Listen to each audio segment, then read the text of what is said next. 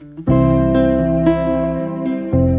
दोस्तों, राधे राधे। स्वागत है आपका हमारे चैनल में। आज मैं आपको सुनाने जा रही हूँ एक पौराणिक कथा। शनिदेव की नज़र से भगवान शंकर और गणेश भी नहीं बच पाए। तो शुरू करते हैं अपनी कहानी को पूरा ज़रूर सुनिएगा।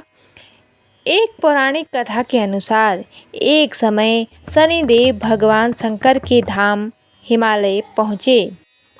उन्होंने अपने गुरुदेव भगवान शिव को प्रणाम कर उनसे आग्रह किया, हे प्रभु, मैं कल आपकी राशि में आने वाला हूँ, अर्थात मेरी वक्र दृष्टि आप पर पड़ने वाली है। शनिदेव की बात सुनकर भगवान शंकर हतप्रभ रह गए और बोले, हे शनिदेव, आप कितने समय तक अपनी वक्र दृष्टि मुझ पर रखेंगे?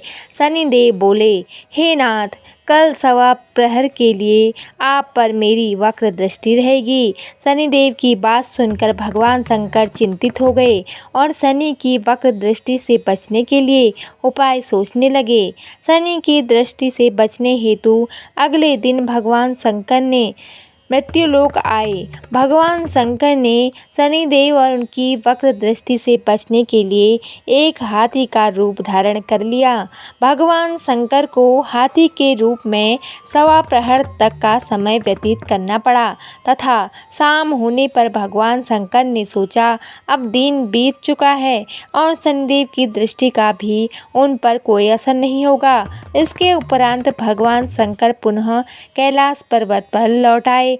भगवान शंकर प्रसन्न मुद्रा में जैसे ही कैलाश पर्वत पर पहुँचे, उन्होंने शनिदेव को उनका इंतजार करते पाया। भगवान शंकर को देखकर शनिदेव ने हाथ जोड़कर प्रणाम किया।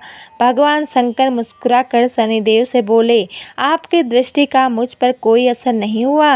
यह सुनकर शनिदेव मुस्कुराए और बोले, मेरी दृष्टि से न तो देव बच सके हैं और न ही दानव, यहाँ तक कि आप भी मेरी दृष्टि से बच नहीं पाए। यह सुनकर भगवान शंकर आश्चर्यचकित रह गए।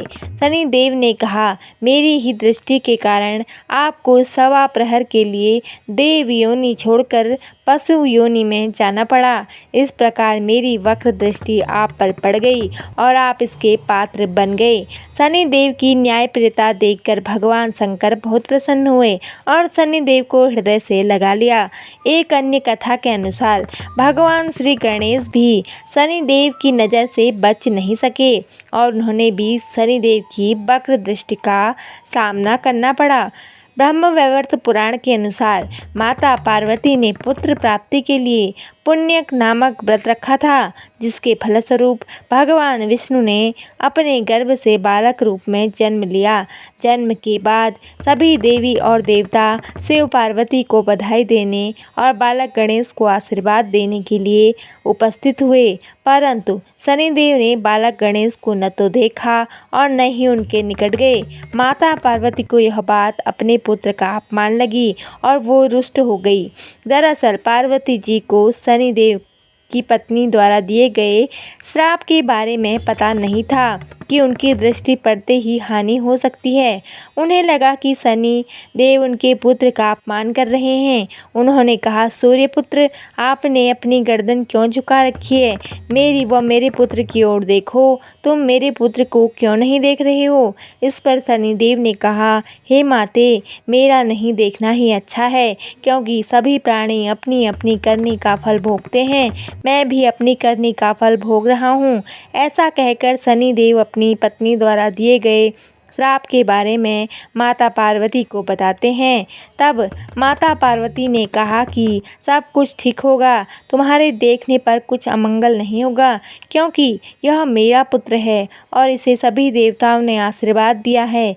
शनिदेव ने माता पार्वती का रुष्ट भाव समझकर उनकी आज्ञा मान ली और बालक गणेश को देख लिया, परंतु शनिदेव की दृष्टि पड़ते ही नवजात बालक का सिर धड़ से अलग होकर भस्म होकर ब्रह्मांड में विलीन हो गया। माता पार्वती अपने पुत्र की यह दशा देख बेहोश हो गई। तब माता पार्वती को इस आघात से बाहर निकालने के लिए और उनके क्रोध से बचने के लिए तत्काल ही विष्णु भगवान ने अपने वाहन गरुड़ पर सवार हो गए। उत्तर दिशा में स्थित पुष्पभद्रा नदी के तट पर गए। वहां उन्होंने एक हथनी को देखा जो अपने बालक की ओर पीठ किए बैठी थी। इस संबंध में यह भी कहा जाता है कि वहां उन्होंने देखा कि एक हथनी अपने नवजात शिशु को लेकर उत्तर दिशा में सिर करके सो रही थी। विष्णु भगवान ने शीघ्र ही सुदर्शन चक्र से नवजात गज शिशु का मस्तक काट लिया और वे उसे लेकर शिवलोक पहुँचे तथा माता पार्वती के बालक के धड़ पर लगा दिया। उसके प्राण वापस किए। बाद में माता पार्वती को होश आया तो उन्होंने क्रोधवश शनिदेव को श्राप दे दिया, परंतु सभी देवताओं ने शनि का पक्ष लेकर कहा कि इसमें उनकी कोई गलती नहीं। आपको तो इन्होंने सारी बात बता दी थी कि वे आपके बालक को क्यों नहीं देख रहे हैं, किंतु आपकी जिद पूर्ण करने हेतु शनिदेव ने आपके पुत्र को देखा, इसमें इनका कोई कसूर नहीं। तब माता पार्वती ने शनिदेव को क्षमा किया और श्राप को एक पैर की विकलता के रूप में परिवर्तित कर दिया। इस तरह भगवान शिव और बालक गणेश दोनों ही शनिदेव की नज़र से बच नहीं पाए। तो दोस्तों ये थी हमारी कहानी। दोस्तों आपको कहानी कैसी लगी कमेंट करके ज़रूर बताएं और वीडियो पसंद आई तो लाइक करें और ऐसी ही अधिक कहानियाँ सुनने के लिए हमारे चैनल को सब्सक्राइब जरूर करें। धन्यवाद। जय माता दी।